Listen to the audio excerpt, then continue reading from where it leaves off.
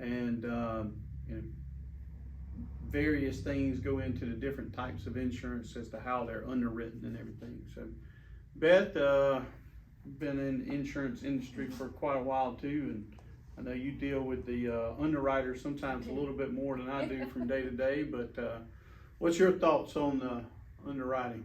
So, I just kind of want to kind of touch on this topic as like, so we're insurance salespeople, you know, like we consult with our clients, we find the best products that work for them, and then we help them with that sale. But we are not the ones that make the rules at all. Yeah.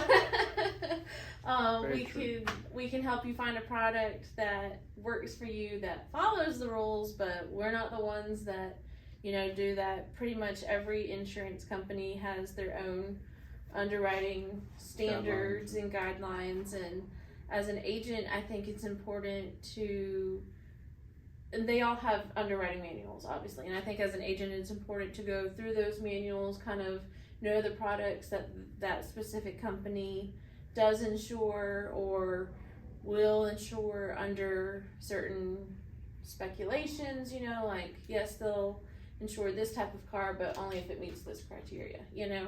And I think if you go in knowing your products before trying to make a sale, essentially, it avoids a lot of headache and a lot of back and forth between people. For sure. And having a good relationship with the underwriting team is also very important, you know, because they're the ones making most of the decisions anyway. And anytime I have a question, I'm always calling them, you know, trying to figure out exactly, well, if this doesn't work, then can we do this, or why not, you know. And as long as you're decent with them, they're very informative and very helpful. So I know when I started at the insurance company before here, I was just a brand new agent, you know, just got out of getting my license, and my manager, she had a lot of personal things happen, and so she wasn't able to be in the office, so it was just me. So I was on an almost first name basis with underwriting over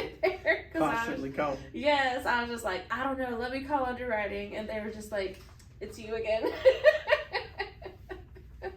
And so I just think having that relationship is very important, you know, because it makes it so much easier. Mm-hmm. And usually not that they go against rules or anything, but usually they'll help you find a way to make things work if possible. Yeah, for sure. Yeah, if possible. I guess not always possible. No. But like you said, different insurance carriers have their own guidelines. Like we've got some that if you don't currently have auto insurance coverage, then they won't pick that up. No. But if you can get it somewhere else and then come back and maybe they give you a better quote, but they won't insure anybody that doesn't currently have auto insurance coverage. So and most of the time it's kind of like a 6-step process. So they do an initial review, they ask for additional information, coverage determination, whether they cover it or not, and then pricing if they do, and then the policy issuance, and then there's a follow-up phase to it. So pretty much that's the 6-step process for most carriers and stuff like that. But definitely is a process, and depending on the person, what they're trying to insure and things like that, most people fall into you know, those ranges of where they'll cover. But then sometimes there's some people that don't, and then like you said, hey, it's working with the underwriter to see if we can get to, we'll cover them under these stipulations sometimes. And that's actually what happened here. We had a woman, we rode her car, and so she wanted to bring her house on as well.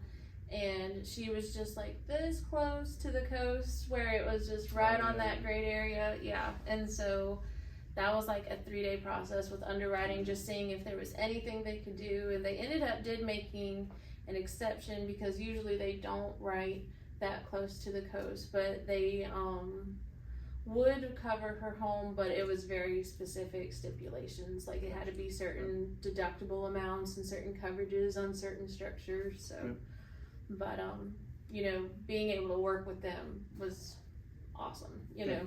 Mm-hmm. And that's building that relationship with them, and each carrier's got their own underwriters and, like I say, underwriting guidelines, and then it depends on the type of insurance, whether it's homeowners, auto owners, to include life insurance, health insurance, everything like that has some type of underwriting guidelines and things like that, and it's best to become familiar with that up front as soon as you can, and then but there still can be some questions. Right. There's some gray areas, like you say.